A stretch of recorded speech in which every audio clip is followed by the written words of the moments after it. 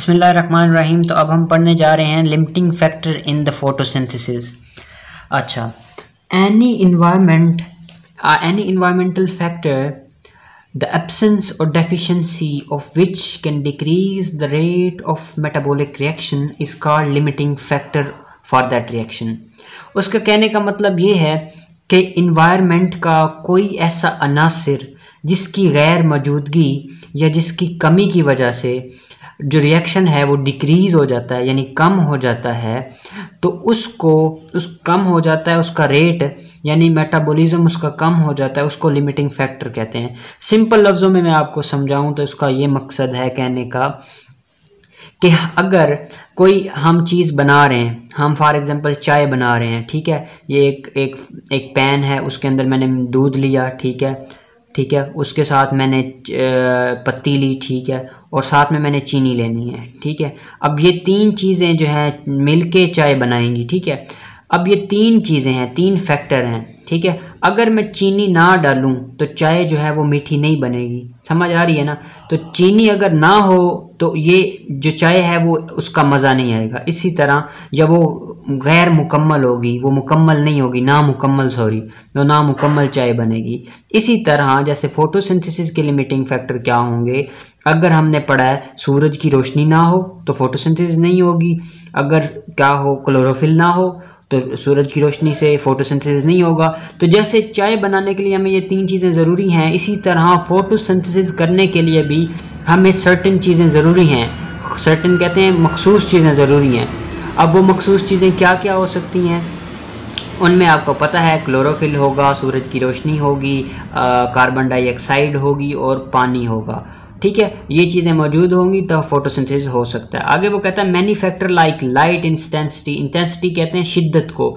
सूरज कितनी, कभी बादल हो ना, बादल उनमें, या जैसे ये सूरज है ना, नीचे बादल हो, ठीक है, तो जो सूरज की रोशनी होगी ना वो बादलों में ही जो है ना फंस जाएगी और आगे से नहीं निकलेगी, ये पत्ता है पौधे का, इस तरफ नहीं जाएगी। तो इंटेंसिटी कहते हैं शिद्दत को। कभी कभी आसमान में ना बादल होते ही नहीं है, सूरज निकला होता है, तो लाइट की इंटेंसिटी यानी शिद्दत बहुत ज़्यादा गर्मी लग रही होती है, और अगर बादल आ जाएँ तो लाइट की इंटेंसिटी कम हो जाती है, यानी लाइट की शिद्दत कम हो जाती है, तो हमें इतनी ज़्यादा गर्मी नहीं लगती। वही बात है कि अगर ज़्यादा लाइट की इंटेंसिटी होगी तो फोटोसिंथेसिस ज़्यादा होगा। आगे हम इसके बारे में पढ़ते हैं। टेम्परेचर भी इसका एक अनासिर जो है, जितने भी फैक्टर हैं लिमिटिंग लिमिटिंग कहते हैं एक चीज़ को लिमिट कर दिया हमने, ठीक हो गया। कंसंट्रेशन ऑफ कार्बन डाइऑक्साइड की कंसंट्रेशन कहते हैं कि कितनी मिकदार है उसकी, ठीक है। अवेलेबिलिटी ऑफ वाटर की अवेलेबिलिटी, वाटर का मौजूद होना, पानी का मौजूद होना, ये सब फोटोसिंथेसिस के लिमिटिंग फैक्टर हैं, ठीक है, सही हो गया। अब वो कहता है इफेक्ट क्या होता है लाइट इंटेंसिटी और टेम्परेचर का। पहली बात लाइट इंटेंसिटी और दूसरी बात टेम्परेचर, इन दोनों का क्या इफेक्ट होता है फोटोसिंथेसिस के ऊपर। वो कहता है rate of photosynthesis very with the light intensity. जैसी ही जो रोशनी की शिद्दत होगी, फोटोसिंथेसिस का रेट या फोटोसिंथेसिस की जो रफ्तार होगी वो भी उसके मुताबिक होगी। वो कहता है decrease in light intensity, decrease मतलब डिक्रीज करते हैं, कम करते हैं। अगर लाइट की शिद्दत को हम कम करेंगे तो डिक्रीज होगा और डिक्रीज होगा फोटोसिंथेसिस, और अगर इंक्रीज करेंगे लाइट इंटेंसिटी तो क्या होगा, फोटोसिंथेसिस भी इंक्रीज होगा। However, at much higher light intensity, लेकिन जब हम बहुत ज़्यादा शिद्दत कर दें, ज़्यादा शदीद रोशनी डाल दें किसी पत्ते के ऊपर, ठीक है, एक पत्ता पड़ा है उसके ऊपर मैं ये रोशनी डाल रहा हूँ, मैं रोशनी बढ़ा रहा हूँ, लाइट इंटेंसिटी, लाइट की शिद्दत ज़्यादा करता जा रहा हूँ, फोटोसिंथेसिस ज़्यादा होता जा रहा है। अगर मैं लाइट की शिद्दत को कम करूँगा फोटोसिंथेसिस कम होता जाएगा, ठीक है, कम हो जाएगा, कम इंटेंसिटी होगी, ज़्यादा इंटेंसिटी होगी तो ज़्यादा फोटोसिंथेसिस होगा। लेकिन वो कहता है अगर बहुत ज़्यादा हम लाइट की इंटेंसिटी कर देना तो फोटोसिंथेसिस कांस्टेंट हो जाता है। इसका क्या मतलब है कि फोटोसिंथेसिस पहले हो रहा था 5 पे, ठीक है, मैं 5 फोटोन डाल रहा था, इधर 5 शुआएं डाल रहा था, तो शिद्दत कितनी थी, 5 थी। इससे 5 को 5 से मल्टीप्लाई मैं वैसे करके बता रहा हूँ, ये हमारे पास 50 की स्पीड से फोटोसिंथेसिस हो रहा था। अब मैं क्या करता हूँ, मैं बहुत ज़्यादा शदीद रोशनी दे देता हूँ, इधर 5 को मल्टीप्लाई कर देता हूँ। ये हमारे पास ये जो है ना 5 फोटोन्स है ना, उनको ना मैं मल्टीप्लाई कर देता हूँ, ये 5 की, ये तो फोटोसिंथेसिस है ना, तो इसके ऊपर मैं ढेर सारी लाइटें डाल के इधर 10 कर देता हूँ, 10 5 50, अब 50 हो गया। ये 25 था, सॉरी, और ये अब 10 मैंने लाइटें शुआएँ डाली हैं तो 50 हो गई। इसी तरह अगर मैं 20 डाल दूँ, 20 को मल्टीप्लाई कर दूँ 5 से, तो ये तकरीबन कितना हो जाएगा, ये 100 हो जाएगा। अब मैं क्या करता हूँ, मैं 30 शुआएँ डाल देता हूँ, ठीक है। तो अब क्या होगा, अब 30 शुआएँ इतनी ज़्यादा हैं कि 100 से ऊपर इसकी स्पीड जाएगी नहीं। किसी के पास गाड़ी होगी ना, जो बंदे गाड़ी चलाते हैं, तो गाड़ी की एक स्पीड होती है 140, किसी गाड़ी की या किसी बाइक की स्पीड है, तो उससे ऊपर वो जा ही नहीं सकता। अब जो मर्जी आप कर लें, उससे ऊपर वो नहीं जाएगा। इसी तरह वो कह रहा है कांस्टेंट का मतलब है कि एक जैसा सेम रहेगा। कांस्टेंट का मतलब होता है सेम, जितनी मर्जी एक पॉइंट ऐसा आएगा, मैं लाइटें पहले देता जाऊं, रोशनी शिद्दत बढ़ाता जाऊं, फोटोसिंथेसिस तेज होता जाएगा, लेकिन एक ऐसा पॉइंट आ जाएगा जब मैं जितनी मर्जी बढ़ा लूँ ना, रोशनी जितनी ज़्यादा दे लूँ उस पत्ते के ऊपर डाल लूँ, फिर उससे ज़्यादा फोटोसिंथेसिस नहीं बढ़ेगा। ये वो बात कहना चाह रहा है इस लाइन में। तो होपफुली आपको समझ आ गई होगी। आगे वो कहते हैं यार मेरा गला खुश्क हो रहा है, I am sorry for that. The rate of photosynthesis decrease with the decrease in temperature. जब फोटोसिंथेसिस डिक्रीज करता है, कम होता है, जब टेम्परेचर कम होता है। जितना दर्जा हरारत कम होगा फोटोसिंथेसिस कम होगा, और जितना दर्जा हरारत बढ़ेगा उतना ज़्यादा फोटोसिंथेसिस बढ़ेगा, ओवर अ लिमिट। लेकिन एक लिमिट तक वो भी बढ़ेगा। ये नहीं है कि मैं 100 डिग्री सेंटीग्रेड टेम्परेचर कर दूं तो वो तो पत्ता ही जो है जल जाएगा और फोटोसिंथेसिस नहीं होगा, सब कुछ सड़ सुड़ जाएगा। तो फिर फोटोसिंथेसिस कहाँ से होगी, जब पत्ता ही नहीं रहेगा तो फोटोसिंथेसिस कहाँ से होगी। लेकिन वो यही कहना चाह रहा है कि जितना टेम्परेचर बढ़ाएंगे फोटोसिंथेसिस बढ़ेगा, लेकिन एक लिमिट तक, एक हद तक वो बढ़ेगा। उसके बाद जो है ना फोटोसिंथेसिस जो है वो नहीं बढ़ेगा। But if the light intensity is low, अगर लाइट की इंटेंसिटी लो है, इंक्रीज करते जाएं तो उसके साथ ना लिटिल इन्फ्लुएंस होगी फोटोसिंथेसिस के ऊपर। वो कहता है अगर सूरज की रोशनी कम है, शिद्दत कम है, लेकिन हम दर्जा हरारत यानी टेम्परेचर बढ़ाते जाएं तो फोटोसिंथेसिस पे असर तो होगा लेकिन कम होगा। लेकिन कब ज़्यादा होगा, इसका उल्टा मतलब मैं आपको बताता हूँ। जब रोशनी की शिद्दत भी ज़्यादा होगी और टेम्परेचर भी ज़्यादा होगा, दोनों चीज़ें, एक टेम्परेचर और दूसरा इंटेंसिटी ऑफ लाइट, ये दोनों चीज़ें ज़्यादा होंगी तो फोटोसिंथेसिस फटाक से बड़ा तेज़ हो जाएगा, ठीक है, तेज़ हो जाएगा। लेकिन अगर सिर्फ हम टेम्परेचर बढ़ा रहे हैं ना, लेकिन इंटेंसिटी को नहीं छेड़ है, इंटेंसिटी ऑफ जो लाइट है उसको नहीं छेड़ है, वो सेम रख रहे हैं, सेम है, तो फिर फोटोसिंथेसिस बढ़ेगा लेकिन इतना ज़्यादा नहीं बढ़ेगा। होपफुली आपको इसकी समझ आ गई होगी। वो आगे कहता है कार्बन डाइऑक्साइड का क्या इफेक्ट है। वही कार्बन डाइऑक्साइड जैसे इंक्रीज करेगी, ज़्यादा होगी, राइज करेगी, वो कहेगा फोटोसिंथेसिस का जो है ना, फोटोसिंथेसिस भी तेज़ होता जाएगा, ज़्यादा होता जाएगा, ठीक है। और कार्बन डाइऑक्साइड की कंसनट्रेशन वो बहुत ज़्यादा हम कंसंट्रेशन कर देना तो क्या कहता है, स्टोमेटा जो है वो क्लोज हो जाता है, ठीक है। फोटोसिंथेसिस कार्बन डाइऑक्साइड के बढ़ाने से बढ़ता है। CO2 हम कार्बन डाइऑक्साइड को बढ़ाएंगे तो फोटोसिंथेसिस क्या होगा, वो भी बढ़ जाएगा। लेकिन अगर हम बहुत ज़्यादा कार्बन डाइऑक्साइड को बढ़ा दें, इंक्रीज कर दें कार्बन डाइऑक्साइड कंसंट्रेशन को, एक मखसूस हद से भी ऊपर ले जाएं उसको, तो फिर क्या होगा, जो पौधा होता है ना, पौधा, उसके ऊपर स्टोमेटा होते हैं, इस तरह ना स्टोमेटा होते हैं उसके ऊपर, ठीक है। स्टोमेटा जो होंगे इस तरह होते हैं, स्टोमेटा इस तरह और इस तरह। जब हम बहुत ज़्यादा बढ़ा दें ना उसको, कार्बन डाइऑक्साइड को इतना ज़्यादा बढ़ा दें, फिर क्या होगा, ये जो स्टोमेटा है ये बंद हो जाएगा और फोटोसिंथेसिस बिल्कुल बंद हो जाएगी। ये बात आप याद रख लें। उसके बाद ये आ जाते हैं हम प्रैक्टिकल्स के ऊपर। प्रैक्टिकल्स हमने ना जो है, मैं आपको पढ़ नहीं सकता क्योंकि ये बहुत ही 3-4 पेजेस हैं और वीडियो बहुत ज़्यादा लंबी हो जाएगी और इतनी ज़्यादा वीडियो मैं बना भी नहीं सकता, और ये प्रैक्टिकल इंपॉर्टेंट भी हैं। तो मैं चाह रहा हूँ कि मैं आपको इन सब का कॉन्सेप्ट दे दूँ और आप एक दफ़ा पढ़ लेंगे तो आपको ये प्रैक्टिकल आसानी से आपके हो जाएंगे। इसमें कोई मुश्किल आए आप मेरे से कॉमेंट्स में पूछ सकते हैं। अब क्या करना है, हमें पता है जब भी फोटोसिंथेसिस होती है तो 2 चीज़ें बनती हैं, एक ग्लूकोज, ठीक है, और साथ में ऑक्सीजन बनती है। मैं आपको दिखा देता हूँ।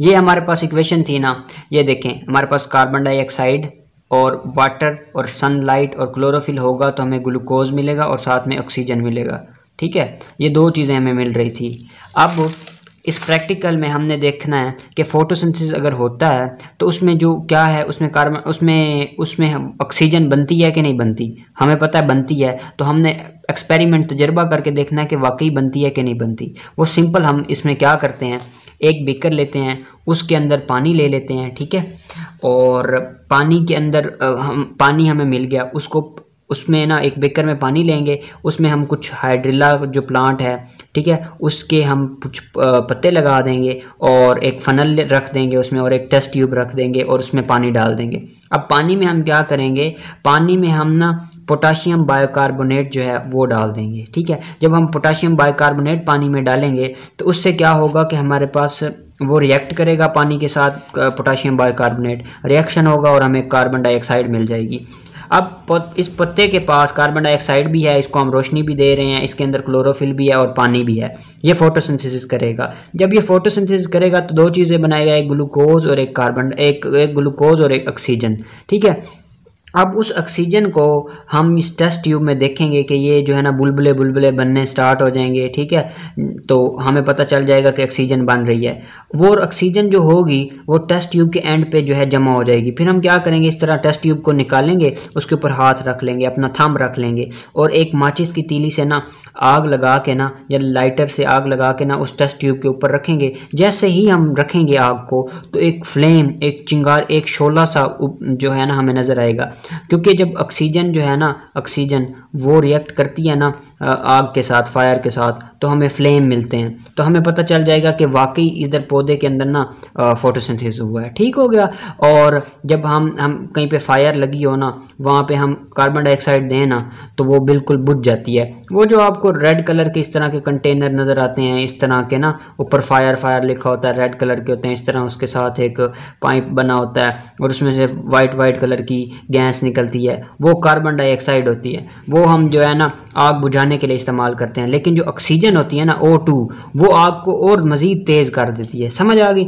नेक्स्ट एक्सपेरिमेंट हम पढ़ते हैं स्टार्च के बारे में, ग्लूकोज के बारे में, कि फोटोसिंथेसिस होगा तो उसमें ग्लूकोज भी तो बनेगी ना। हमें पता है कार्बन डाइऑक्साइड तो हमें पता कर ली कि कैसे बन रही है। अब नया जो है ये जो सेकंड प्रैक्टिकल है, इसमें वो कहता है ग्लूकोज बन रहा है जब फोटोसिंथेसिस हो रहा है, तो वो हम पता करते हैं। उसको पता करने के लिए मैं आपको सिंपल एक बात बताऊँ। हमें पता था ना कि कार्बन ऑक्सीजन और ग्लूकोज ने बनना है फोटोसिंथेसिस के अंदर। अगर ये ग्लूकोज जो है, ये मैं ढेर सारे 100 ग्लूकोज ले लूँ और उनको आपस में जोड़ दूँ तो इसको अब मैं कहूँगा स्टार्च बन गई है ये, ठीक है, ये स्टार्च है। मैं ग्लूकोज को स्टार्च भी कह सकता हूँ अगर ढेर सारा ग्लूकोज बन रहा हो। फोटोसिंथेसिस में ढेर सारा ग्लूकोज बनता है, एक मॉलिक्यूल तो नहीं बनता ना, तो वो उसको कहूँगा कि ढेर सारा ग्लूकोज बन रहा है।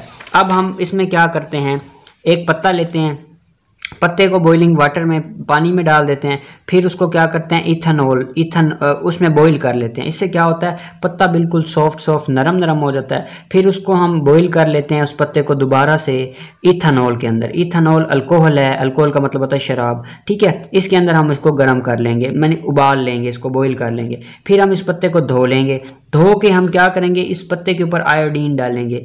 आयोडीन, ये जो है ना आयोडीन, अब आयोडीन क्या काम करती है, जहाँ पे ग्लूकोज होगा ना, यानी जहाँ पे ग्लूकोज इक्वल टू स्टार्च, जहाँ पे स्टार्च होगा उस जगह को ना ये ब्लू कर देगी। अब ये एक पत्ता मैं यहाँ पे बना रहा हूँ ना, ये एक पत्ता है, ठीक है, जहाँ पे ग्लूकोज होगी ना वो जगह नीली हो जाएगी और बाकी जगह सफ़ेद रहेगी। तो हमें इस तरह से पता चल जाता है कि यहाँ पे ग्लूकोज वाकई बनी है और फोटोसिंथेसिस हुआ है, ठीक हो गया। ये एक्सपेरिमेंट से हमें पता चल गया कि जो जगह नीली रह जाएगी ना, आयोडीन रिएक्ट करता है इसके साथ, स्टार्च के साथ, और वो उसको नीला कर देता है, बाकी पत्ता सफ़ेद हो जाएगा। जब अच्छा, इसमें हमने क्यों उबाला था इथेनॉल या बॉइलिंग वाटर में? बॉइलिंग वाटर में उबाला था इसको सॉफ्ट करने के लिए, और इथेनॉल में इसलिए उबाला था कि जो क्लोरोफिल है ना, जो उसका सब्ज जो पत्ता होता है, वो सब्जी उसकी ख़त्म हो जाए, सब्ज कलर ख़त्म हो जाए और पत्ता बिल्कुल सफ़ेद हो जाए। ये देखें, पत्ता बिल्कुल कलरलेस हो गया। और जब हम उसके ऊपर आयोडीन का डालेंगे तो वो बाकी तो सारा सफ़ेद रहेगा, लेकिन वहाँ से नीला हो जाएगा जहाँ पे ग्लूकोज या स्टार्च पड़ी होगी, ठीक हो गया, ब्लू ब्लैक कलर आ जाएगा। नेक्स्ट प्रैक्टिकल है कि हमारे पास क्लोरोफिल जो होता है वहीं पे फोटोसिंथेसिस होती है। इसमें हम, ये भी आसान सा प्रैक्टिकल है, ये मैं आपको जल्दी से बता देता हूँ, वीडियो लंबी ना हो। एक हम पत्ता लेते हैं, एक पौधा लेते हैं, ठीक है, उसको ना लाइट में रख देते हैं, ढेर सारे दिन जो है ना उसके ना होते रहते हैं। ये हम ना जेरेनियम का पत्ता लेते हैं, ठीक है। उसमें क्या होता है, आपने पत्ते अक्सर देखे होंगे, कहीं से पीले होते हैं, अक्सर जेरेनियम के जो पत्ते होते हैं कहीं से पीले होते हैं और कहीं से ग्रीन होते हैं। जो ग्रीन जगह है ना वहाँ पे क्लोरोफिल क्लोरोफिल होगा, जहाँ पे क्लोरोफिल होगा वहीं पे ही फोटोसिंथेसिस होगी, दूसरी कहीं भी नहीं फोटोसिंथेसिस होगी। अभी हम पत्ता लेंगे, उसको सूरज की रोशनी में रखेंगे, उसके बाद हम क्या करेंगे, कुछ दिन गुजरने के बाद वो पत्ता जो है हम उससे डीअटैच कर लेंगे, उसके ऊपर हम आयोडीन वगैरह डालेंगे, जो जगह जगह नीली हो जाएगी, पहले क्या करेंगे, पत्ता लेंगे और उसको सूरज की रोशनी में रखेंगे, जेरेनियम का पत्ता लेंगे और कुछ दिनों के बाद हम देखेंगे कि कोई जगह उसकी पीली हो गई है और कोई जगह जो है उसकी सब्जी है। तो हम क्या करेंगे, एक पेंसिल से ना उसके ऊपर निशान बना लेंगे कौन सी जगह सब्ज है और कौन सी जगह नीली है। फिर हम उसके ऊपर आयोडीन का सोल्यूशन डालेंगे, जो जगह ब्लैक ब्लैक हो गई मतलब वहाँ पे फोटोसिंथेसिस हो रहा है, और वो वहीं पे होगा जो जगह ग्रीन होगी जहाँ पे क्लोरोफिल प्रेजेंट है, और जो जगह पीली हो गई है वहाँ पे क्लोरोफिल जो है वो नहीं है, ठीक है, क्लोरोप्लास्ट के अंदर, ठीक है, वो जगह सफ़ेद की सफ़ेद रहेगी। इस तरह का पत्ता हो जाएगा, जहाँ जहाँ पे वो सब्ज होगा वहीं वहीं पे हमें स्टार्च यानी ग्लूकोज मिलेगा। हमें पता चल गया कि इस जगह पे फोटोसिंथेसिस हो रहा है, और जो सफ़ेद जगह है वहाँ पे ग्लूकोज नहीं पड़ा या स्टार्च नहीं पड़ी, तो वहाँ पे भी फोटोसिंथेसिस नहीं हो रहा। ठीक हो गया।